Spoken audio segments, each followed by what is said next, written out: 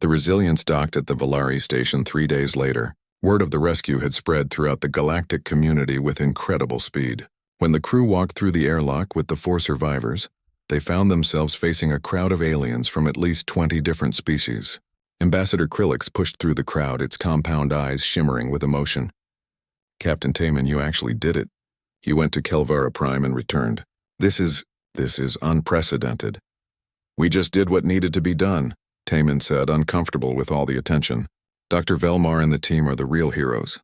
They survived for weeks in impossible conditions."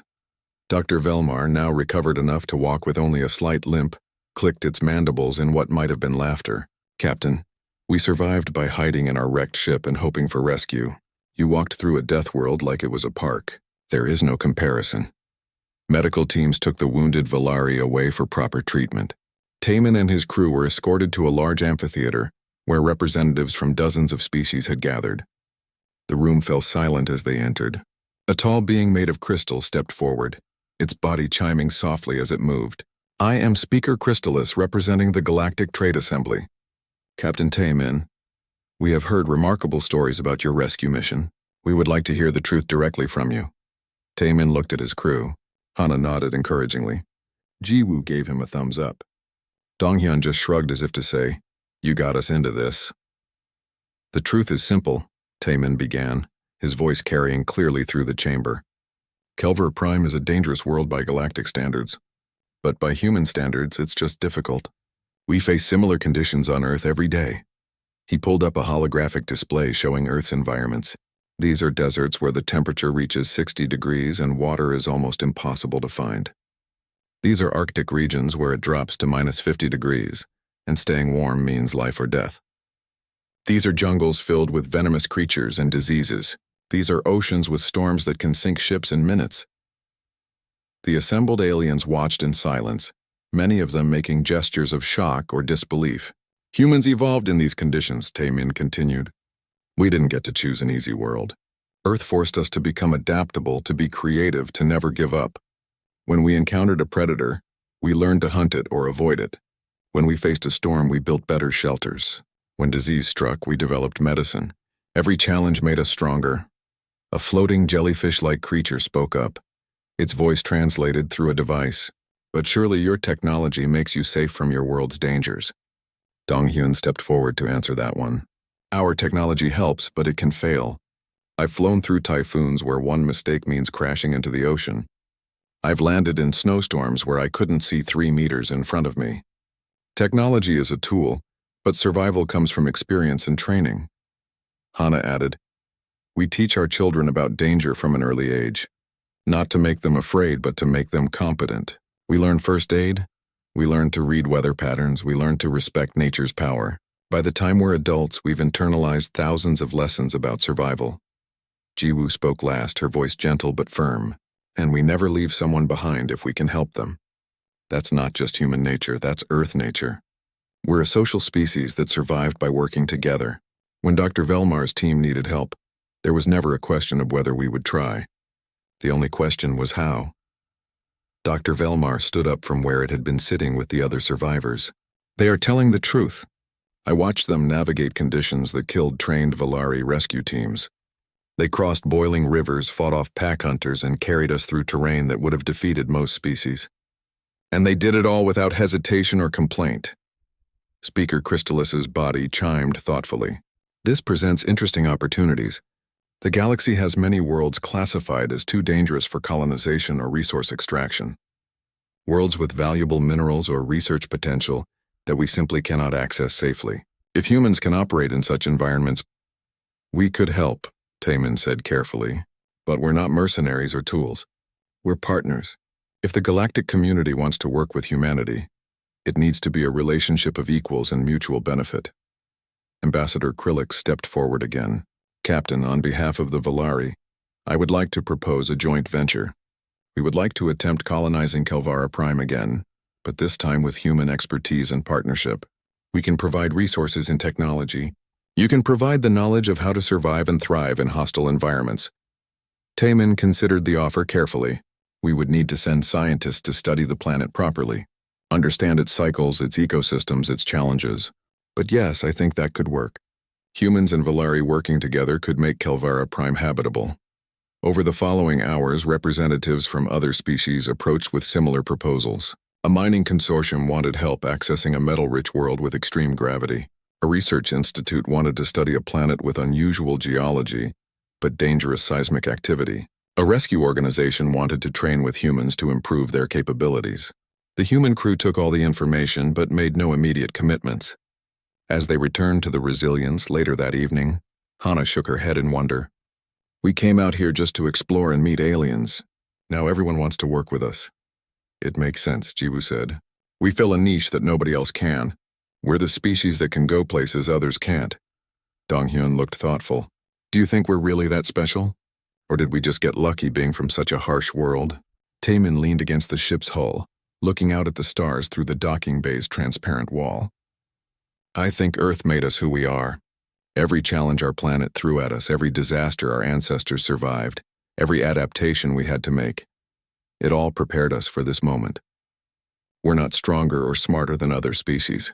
We're just experienced with adversity. A message came through on Taemin's communicator. It was from Ambassador Krillix. Captain, the Galactic Assembly has made a decision. They would like to offer humanity a formal position as the galaxy's specialists in hostile environment operations, search and rescue, and planetary challenges.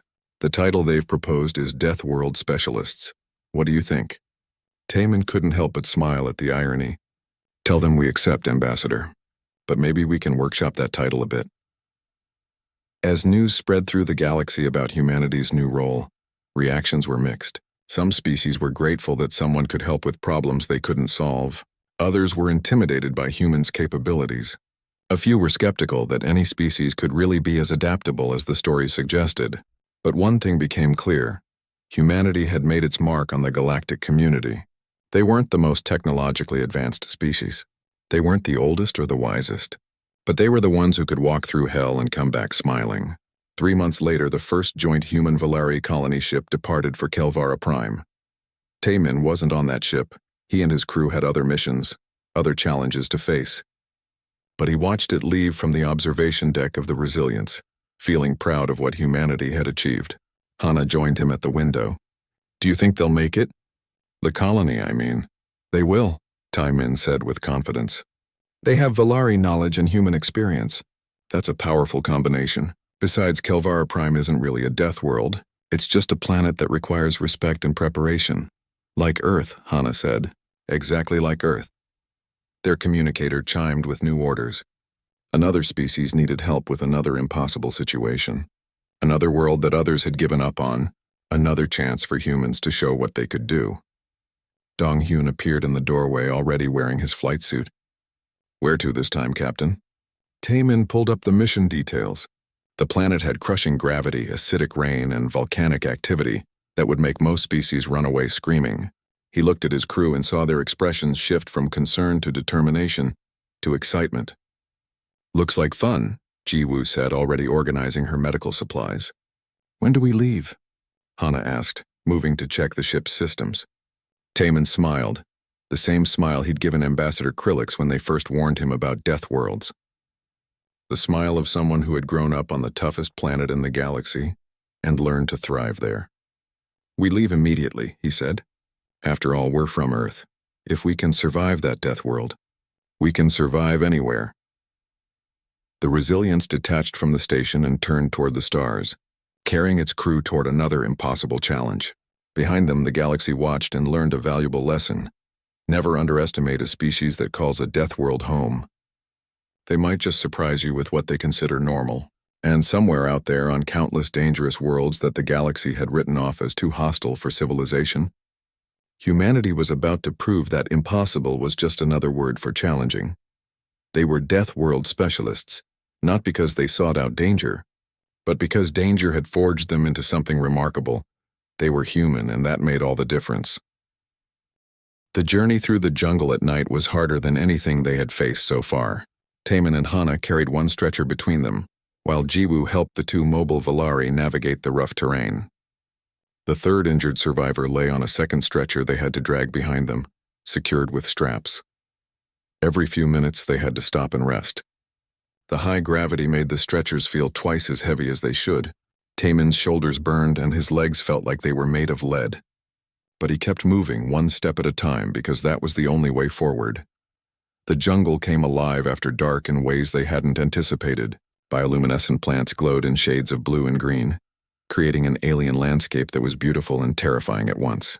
Creatures moved through the canopy above them, their eyes reflecting the light when the humans' flashlights swept past. "Something's following us," Hana whispered, adjusting her grip on the stretcher. "I can hear it moving parallel to our position." "I hear it too," Taemin confirmed. "Stay alert but keep moving. We're making too much noise to hide, so our best option is to reach the clearing before whatever it is decides to attack."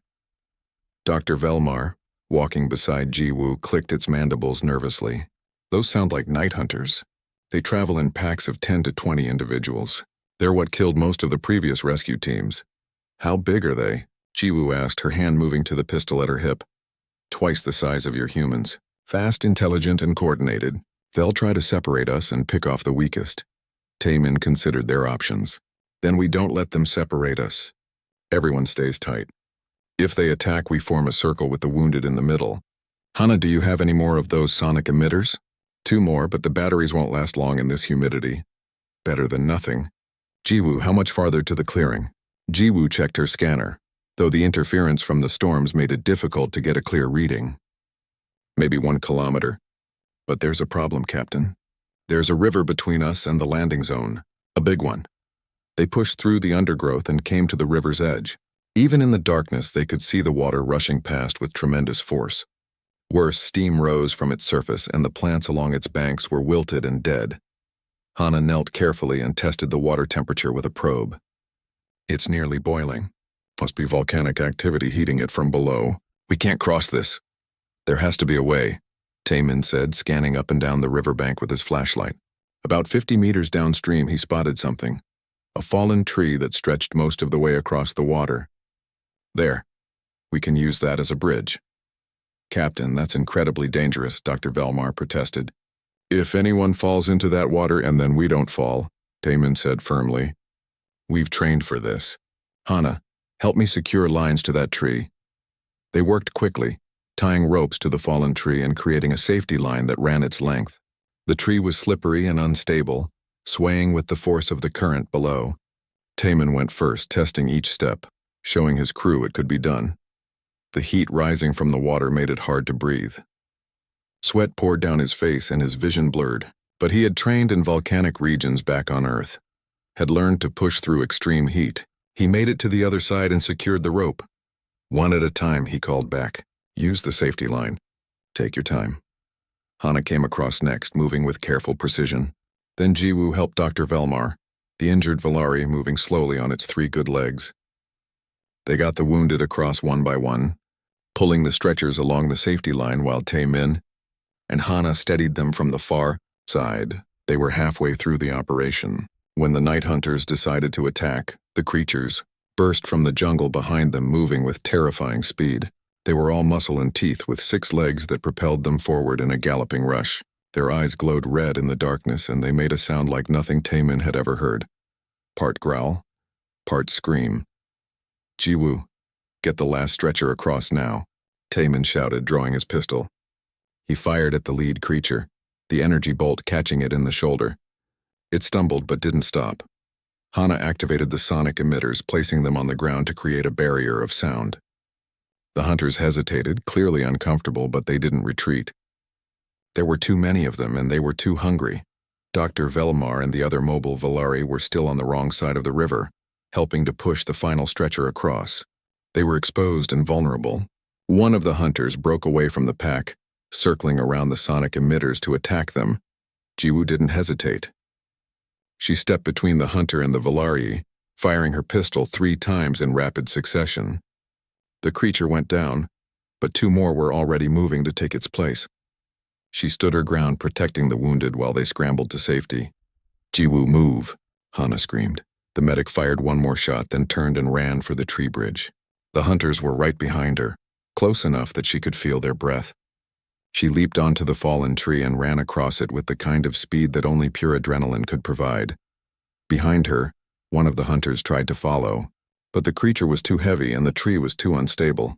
It crashed through into the boiling water below, its screams cutting off almost immediately. Jiwoo made it to the far side and collapsed, gasping. That was too close. The rest of the pack gathered on the opposite bank, pacing and snarling but unwilling to risk the crossing. After a few minutes, they melted back into the jungle, searching for easier prey. Tai-Min helped Jiwoo to her feet. Good work. Everyone okay? They checked themselves and the Valari survivors. Aside from exhaustion and frayed nerves, everyone was intact. They continued toward the clearing, knowing that every minute brought them closer to safety. Above them, the sky began to lighten with the approach of dawn. The temperature started to rise immediately, going from freezing to comfortable to uncomfortably hot in less than an hour. The Valari struggled with the rapid change, but the humans adjusted quickly, used to Earth's own temperature swings. They reached the clearing just as the sun crested the horizon. It was a large open space where a rock slide had cleared away the jungle years ago, and there, descending through the morning mist, was the Resilience. Donghyun had navigated the canyon perfectly, bringing the ship down in a textbook landing. The cargo ramp lowered and the pilot appeared at the top, grinning widely. Welcome back. I thought you might need a ride. They loaded the wounded Valari into the ship's medical bay, where Jiwoo could treat them properly. Dr. Velmar stood at the cargo ramp for a moment, looking back at the jungle that had nearly killed them all. You humans are remarkable, the scientist said quietly. Every challenge this planet presented, you found a way through. The heat, the cold, the predators, the terrain. Nothing stopped you. Tai-Min stood beside the Valari, also looking out at Kelvara Prime. We've had a lot of practice. Earth taught us that nature doesn't care about your plans. You adapt or you die. We chose to adapt. And that makes all the difference, Dr. Velmar said. As the Resilience lifted off, leaving the death world behind, Tai-Min realized that they had done more than rescue a science team. They had shown the galaxy what humans were capable of. The real question was what would come next. The entrance to the crashed Valari ship resisted their efforts. Hana used a plasma cutter to slice through the warped metal, sending sparks cascading down into the darkness below. The metal groaned and finally gave way, revealing a dark corridor that smelled of stale air and fear. Hello? Tai-Min called into the darkness. This is Captain Tai-Min of the human vessel Resilience. We're here to rescue you. For a moment there was only silence. Then they heard movement, slow and cautious. A light appeared deeper in the ship, wobbling as someone carried it toward them. A Valari emerged from the shadows and Tai-Min could immediately see the creature was in bad shape. Its chitinous plates were cracked and dull. One of its legs was bound with makeshift bandages and its compound eyes had lost their shine. Humans? The Valari said through its translator, voice weak with disbelief. You came through the storms? You survived the jungle? This is impossible. Clearly not impossible, Jiwoo said gently, moving forward with her medical scanner. My name is Jiwoo. I'm a medic. Please let me check your injuries. The Valari allowed her to approach, too exhausted to resist. I am Dr. Velmar, it said. There are 3 others alive inside. 2 are badly injured. We thought we would die here. The rescue missions couldn't reach us. Tai-Min and Hana entered the ship, following Dr. Velmar deeper into the wreckage. Emergency lights flickered along the corridor, powered by whatever reserves remained. They found the other survivors in what had been the science lab, now converted into a makeshift shelter. The scene was grim. 2 Valari lay on the floor, barely moving. A third sat against the wall, holding its manipulators over a wound in its thorax. Medical supplies were scattered around them, mostly empty containers and used bandages. They had been surviving, but just barely. Jiwoo immediately went to work, kneeling beside the most seriously injured Valari. She ran her scanner over its body, reading the data with practiced efficiency. Multiple fractures, severe dehydration, and significant infection. The infection is the biggest problem. Their immune systems are failing. What can you do? Tai-Min asked. I'm going to try something, Jiwoo said, pulling supplies from her medical pack. Human broad-spectrum antibiotics are designed to work against a wide range of bacteria. I've been studying Valari physiology since we met Ambassador Krillix. I think I can modify the dosage to work with their biology. Dr. Velmar clicked its mandibles nervously. That's extremely risky. Our biochemistry is very different from yours. The medication could kill them. Jiwoo met the alien's eyes with calm confidence. Right now, the infection will kill them in a few days, maybe sooner. This gives them a chance. Trust me. She administered the treatment carefully, monitoring the patient's vital signs. For several tense minutes, nothing happened. Then the Valari's breathing began to steady, becoming deeper and more regular. The fever readings on Jiwoo's scanner started to drop. It's working, Dr. Velmar whispered. By the stars, it's actually working. While Jiwoo treated the wounded, Hana examined the crashed ship systems. The main reactor is dead, but you've been running on backup power. That's why your distress signal was so weak.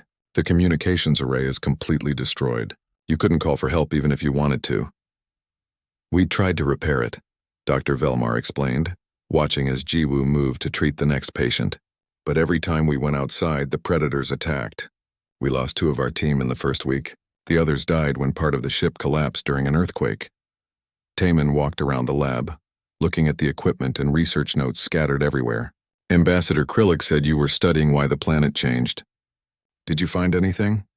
Dr. Velmar gestured weakly toward a data terminal that still had power. Yes, but the discovery doesn't help us escape.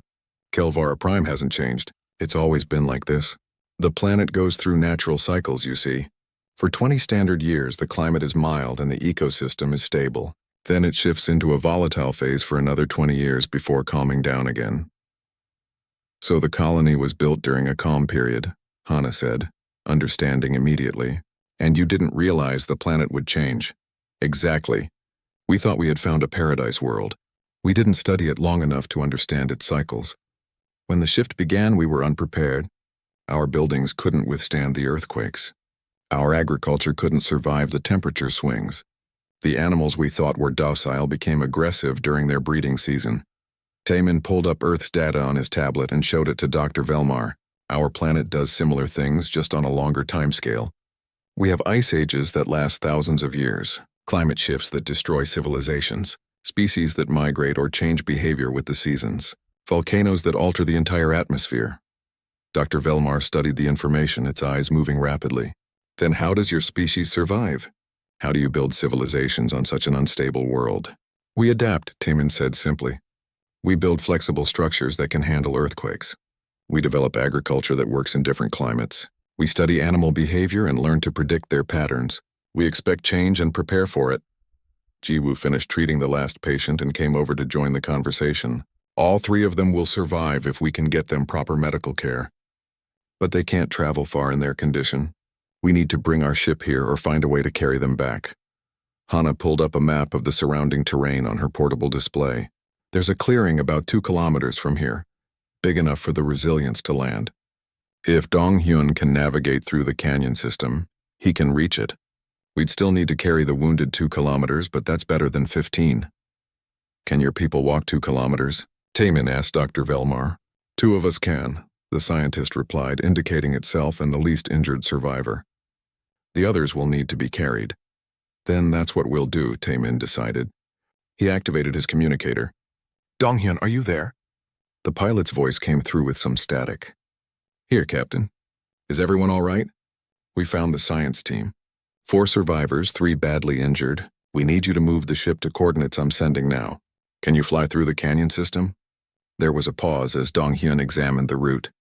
It'll be tight and those winds are going to make it interesting, but yes, I can do it. Give me 3 hours. Good. We'll start moving the survivors toward the landing zone. Taemin out. As they prepared to leave, Dr. Velmar approached Taemin. Captain, I must ask, why did you risk your lives for us? Your species just met the galactic community. You owe us nothing. Taemin looked at the Valari scientist, at its cracked plates and tired eyes, and thought about all the times humans had rescued each other from impossible situations. Trapped miners, lost hikers, sailors in stormy seas. It was what they did. Because you needed help, he said. And because we could provide it. On Earth we have a saying, we leave no one behind. That doesn't just apply to humans. It applies to anyone who needs saving. Dr. Velmar was quiet for a long moment. The galaxy has never encountered a species like yours, it said finally. I think we are all going to learn a great deal from humanity. They fashioned stretchers from pieces of the wrecked ship and began the slow journey toward the landing zone. Night had fully fallen now, and the jungle was alive with sounds and movement, but the human crew moved with confidence through the darkness. their Earth-trained instincts guiding them safely through a world that had defeated 3 Valari rescue missions. The survivors watched in wonder, beginning to understand what it meant to come from a death world.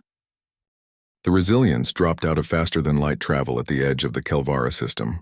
Through the viewport, the planet hung in space like a blue-green marble streaked with white clouds. It looked peaceful from this distance, almost inviting. Taman knew better than to trust appearances. Running deep scans now, Hana reported from her station. Her eyes narrowed as data filled her screens. The atmospheric turbulence is worse than the reports indicated. I'm picking up electrical storms across 3 continents. Wind speeds at the surface are reaching 200 kilometers per hour. Any sign of the science team? Taman asked. Jiwoo worked at the sensor array, filtering through layers of interference. There's something... Yes, I've got a faint energy signature. It's coming from the southern continent in a jungle region. The power output is weak, but it's definitely artificial. They might still be alive. Dong-hyun was already calculating approach vectors. Captain, I can get us down, but it won't be comfortable. Those storms are going to shake us hard. The landing zone will be rough. Do what you need to do, Taemin said, settling into his command chair and fastening the safety harness. Everyone secure your stations. This is going to be interesting. The Resilience angled toward the planet and began its descent.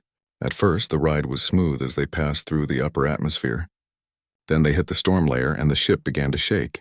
Lightning flashed around them. Brilliant purple and white bolts that made the sensors scream warnings.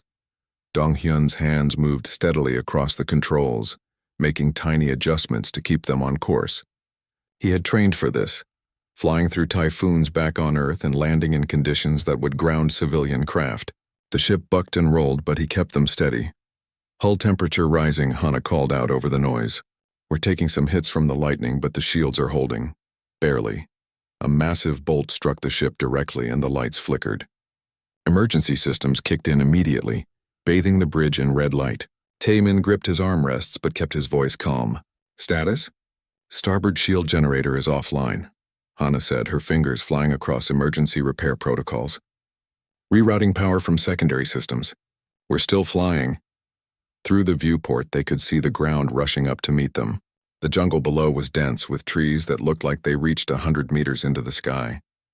Dong-hyun searched for a clearing, any flat space large enough for the ship. There wasn't much choice. Brace for impact, he shouted, and fired the reverse thrusters at full power. The Resilience hit the ground hard, skidding through vegetation and soft earth. Trees snapped and fell around them.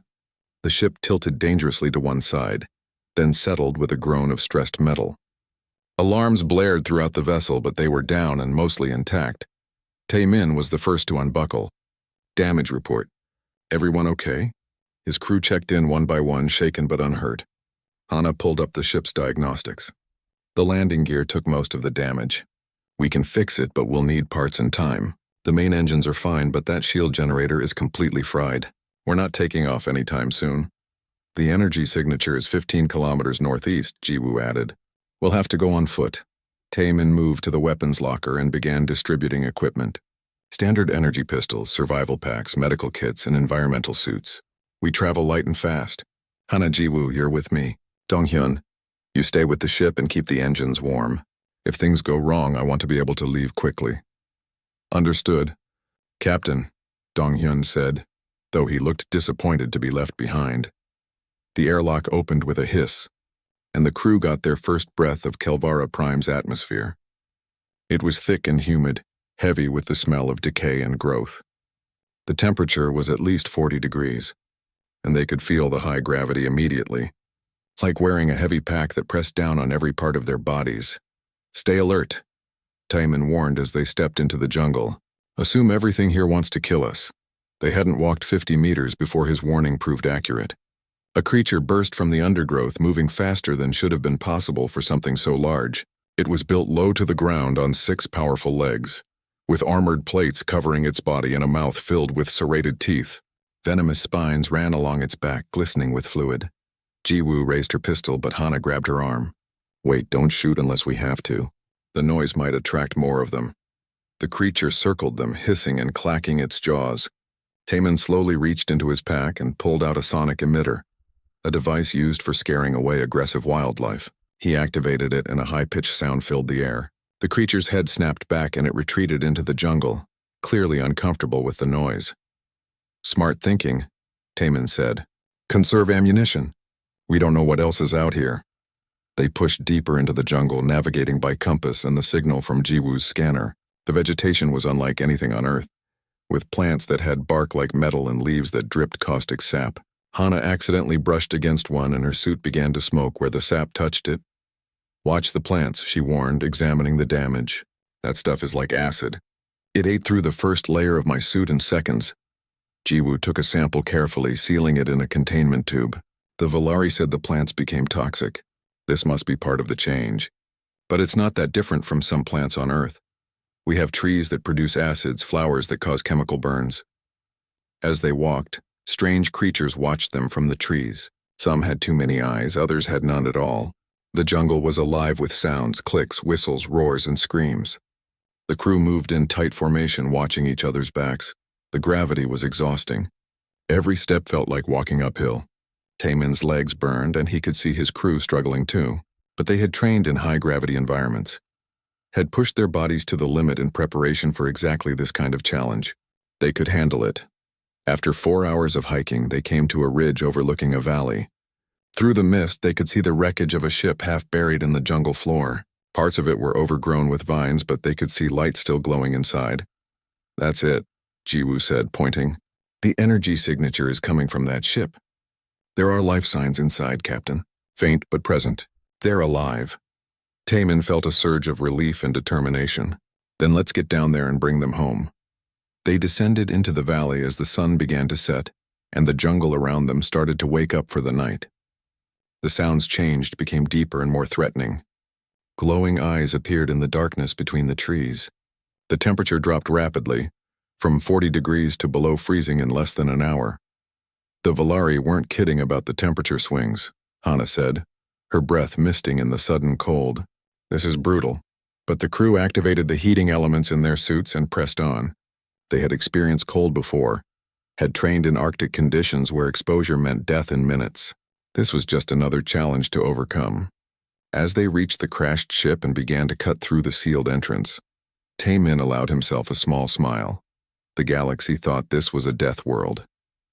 Maybe it was, for species that didn't come from Earth. But humans had been forged in a crucible just as harsh. They were right where they belonged. The stars looked different through the observation window of the Resilience. Captain Taman stood with his hands clasped behind his back, watching the swirling colors of the jump gate fade away. They had just traveled farther from Earth than any human crew before them. The ship hummed quietly around him, a sound he found comforting after 3 months in deep space. "Captain, we're receiving a transmission," Hana called from the engineering station. Her fingers moved quickly across the holographic display. "It's not in any language our computers recognize, but the AI is working on it." Taman walked over to her station and leaned in to look at the strange symbols flowing across the screen. Within seconds, the translation software began to make sense of the patterns. The message was simple: a welcome to this region of space and an invitation to meet. "Dong-hyun, set course for those coordinates," Taman ordered. The pilot nodded and guided the ship toward a massive station orbiting a blue giant star. As they approached, the crew gathered on the bridge to see their first alien civilization. The station was enormous, easily 10 times the size of anything humans had built. It looked like a giant flower made of metal and crystal, with dozens of ships coming and going from petal-shaped docking bays. Lights pulsed along its surface in patterns that might have been communication or decoration or both. "They're giving us docking clearance," Jiwoo said from the medical station. The young medic looked excited and nervous at the same time. "Bay 17. The Resilience glided into the docking bay smoothly. Through the windows they could see figures moving on the other side of the airlock. When the atmosphere equalized and the doors opened, Taman led his crew into their first meeting with an alien species. The Valari were like nothing they had imagined. They stood on 4 legs with 2 arms that ended in delicate manipulators. Their bodies were covered in smooth chitinous plates that shimmered with purple and green colors. Large compound eyes dominated their faces and their mouths had mandibles that clicked softly when they spoke. "Welcome, humans," the translator device said in perfect Korean. The Valari in front bowed slightly, a gesture that seemed natural despite their different body structure. I am Ambassador Krillix. We have been watching your species with great interest since you discovered faster-than-light travel. Taemin returned the bow. Thank you for your welcome, Ambassador. We're honored to meet you and learn about the galactic community. Krillix led them through the station, explaining how dozens of species traded and cooperated here. They passed aliens of every imaginable shape, beings made of crystal, creatures that floated in containment fields, and things that defied easy description. The crew tried not to stare, but everything was so new and strange. In a large meeting chamber, Krillix brought up a holographic display of the local star systems. There are many worlds here that would interest your species, the ambassador said. Rich planets, beautiful nebulas, ancient ruins to explore. But there is one place you must avoid at all costs. The display zoomed in on a yellow star with 7 planets. The fourth one pulsed with a red warning indicator. This is Kelvara Prime, Krillix explained. 3 cycles ago, we had a thriving colony there. 5,000 Valari lived and worked on that world. Then something changed. What happened? Hana asked, leaning forward. The planet became hostile, Krillix said, and even through the translator they could hear the sadness. The weather turned violent. The animals became aggressive. Plants that were harmless began producing toxins. Earthquakes destroyed our cities. We evacuated everyone we could, but many died. Now Kelvara Prime is classified as a death world. No one goes there. Taemin studied the data streaming across the display. Gravity was 1.8 times Earth standard. Temperature swings of 60 degrees between day and night. Storm systems that lasted for weeks. The atmosphere was breathable but filled with spores and allergens. Every form of life seemed designed to kill. With respect, Ambassador, Taemin said slowly. These conditions don't seem that extreme to us. Krillix's mandibles clicked in what might have been surprise. Captain, that planet will kill you within hours. The gravity alone would crush most species. The temperature changes would cause fatal stress. The predators there can bite through starship hulls. Jiwoo pulled up Earth's data on her tablet. Ambassador, may I show you something? She displayed information about Earth's environment. Our homeworld has similar conditions. We have gravity at one standard, but we've adapted to it. Our temperatures swing by 100 degrees in some regions. We have predators that can kill humans easily, storms that destroy cities, earthquakes, volcanoes, tsunamis. The bridge grew quiet as the Valari processed this information. Krillix's eyes seemed to shimmer as they rapidly moved, reading the data. Your world is classified as a high-risk planet by our standards, the ambassador said finally. How did your species survive? We adapted, Taemin said simply. We learned to predict the weather, build stronger shelters, avoid dangerous animals, and treat injuries. We turned challenges into opportunities. Donghyun spoke up from where he had been quietly observing. Ambassador, you said you evacuated everyone you could from Kelvara Prime.